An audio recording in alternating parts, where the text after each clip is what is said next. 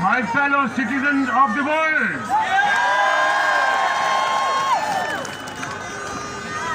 members of the public, professionals, doctors, engineers, parents, journalists, and intellectuals of the world. It's an honor and privilege to welcome you all at this glorious get-together at the heart of the world and heart of the London, Trafalgar Square. I would like to pay my greatest gratitude for all of you who has been traveling from far and distance to participate at this historical event. And I am very pleased to see that you have already won the battle. Freedom fighters. Our homes may be hundreds and thousands of miles away, but our heart is beating together. I can feel the warmth of your sincerity, your love, and your affection in myself. My name is Dr. Mohammad Adil. I graduated my basic medical degree from National Medical College, Multan, Pakistan in 1986, and I came to this country in 1990 for higher qualification, experience, and to compete the world, which I successfully did. I did fellowship from the Royal College of Surgeons, and I am a teacher and trainer. I have a significant contribution towards scientific innovation, towards teaching and training, not only to UK, but also in the rest of the world. I'm known as a speaker with the scientific innovation. I'm a general surgeon, but I'm specialist in colorectal surgery and breast surgery. I have unblemished record of my medical career, not only in UK in the last 30 years, but prior to that in Ireland and Pakistan. I have great regard for you all who have traveled far and across to know what exactly is the problem. As a scientist with a long-standing experience, knowledge, and skills, and a lot of contribution on scientific research and publication, I wanted to contribute my services towards identifying the truth. That's why I critically question about the far-reaching restrictions on the public, personal and social lives in order to reduce the spread of the coronavirus.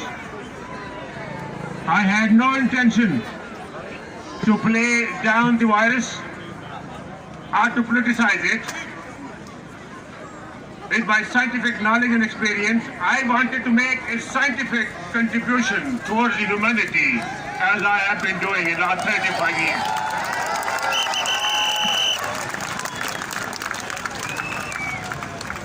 I know that I must clarify, Folks, the screens are here. Please make a gap over this side. Everybody snuggle up a bit further. I know you want to. Get on up. If there's a fella next to you that's looking good, introduce yourself. And can you all move over this way? I thought for a minute there I saw someone in the crowd with a mask on. Get it off. We have no mask debates here. Please move and let the screen in, folks. Now let's all just give the helicopter a wave. Ready? Whoa! Wave!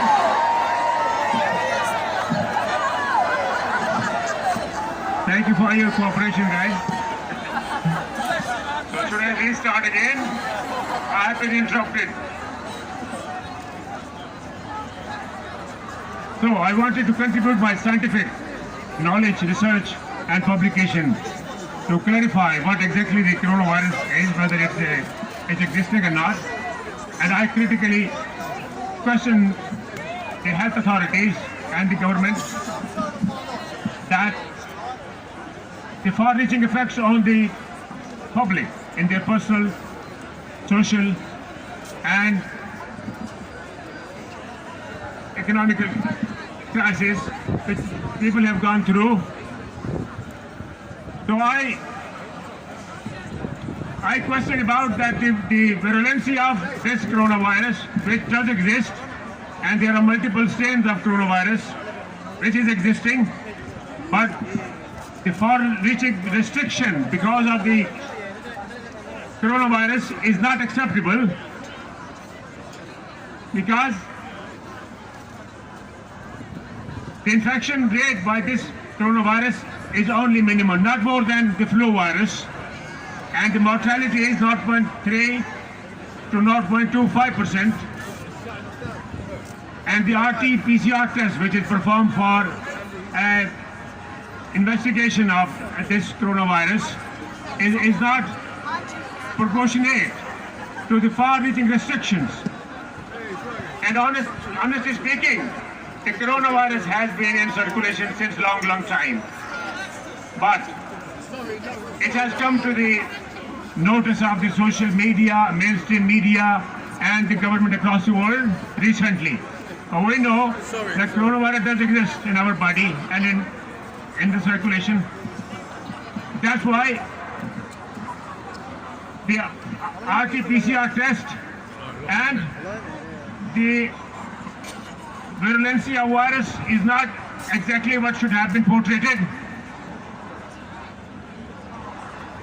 And there has been a problem in counting the deaths by the coronavirus.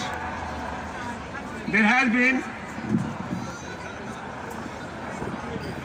If anybody out there's got a car battery, we need a car battery for a generator. If any of you know anybody, any companies anywhere, there's enough of you. Come on, guys. We need a car battery for a generator. So get texting, get a man with a van. Somebody must have one. There must be a lot of police cars out there we can rob ones on. I'm joking. Sorry guys, this speech has actually become a little more intimate talks. Anyway, so am I allowed to continue now?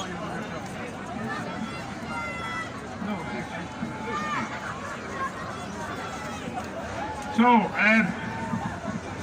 think I better keep it in my hand, so I will not give it to anybody now.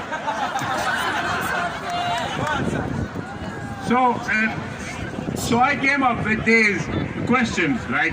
What is the infectivity of this virus? What is the dangerosity? And how it's spreading? And what is the death rate of this patient due to coronavirus has been exaggerated.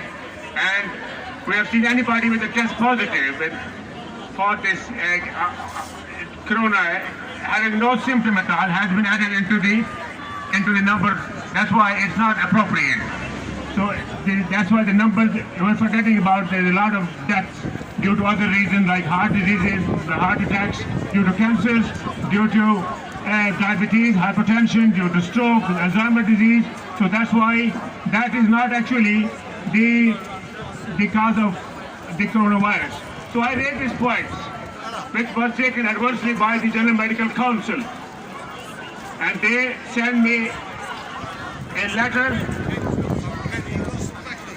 just a couple of months ago, and they asked me to attend the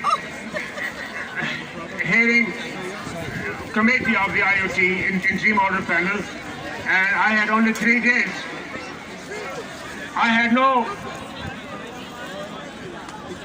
I was not given chance to go through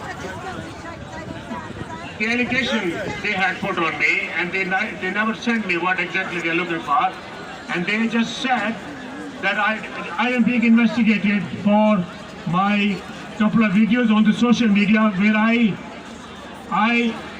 actually said something opposite to the government and the social media directives. So I requested for the adjournment, but my request was disregarded.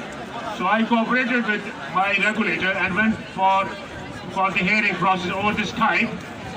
And there I came to know that there is 247-page document which is possessed by the General Medical Council, and they failed to send me that particular document, but they came for the hearing process, and there I requested for further adjournment. The 247 pages I was not able to go through.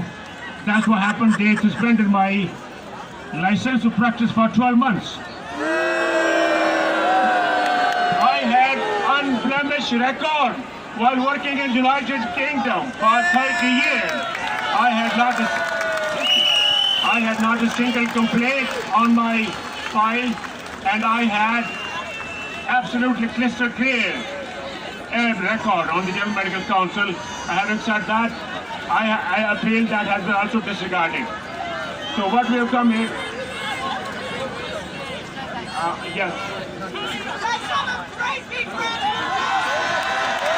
So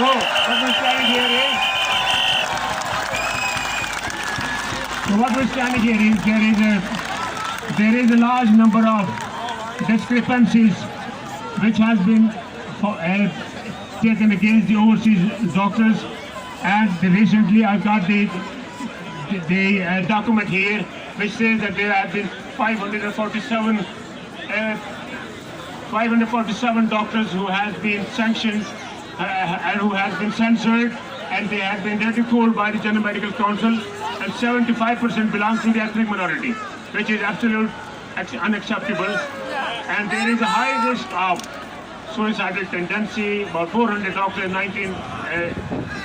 2018 has been actually have committed their suicide, and recently there has been 300 doctors died during the fight against the coronavirus. Having said that,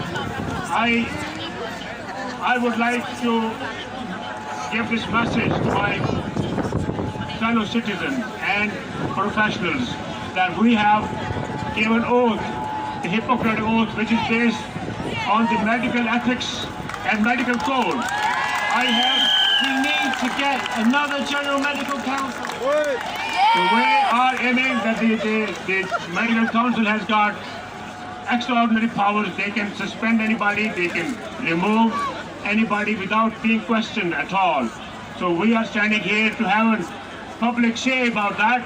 There has been suspension about 447 doctors in the last five years, and there has been 547 health professionals. They are going through the difficulty. They lose their job, they go for an odd job, and it affects their family and livelihood as well. So my message to the health professional is that we have taken the oath on the Hippocratic oath, which I would like to read here. I know people across the world and the health professionals are watching. Here is the oath. I swear by Apollo, which is main physician, that I would benefit my patient according to my greatest ability and judgment, and I will do not harm or injustice to my patients.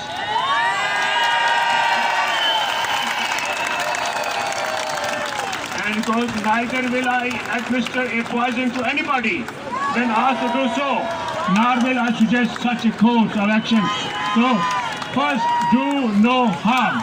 First do no harm. So that is, at the end,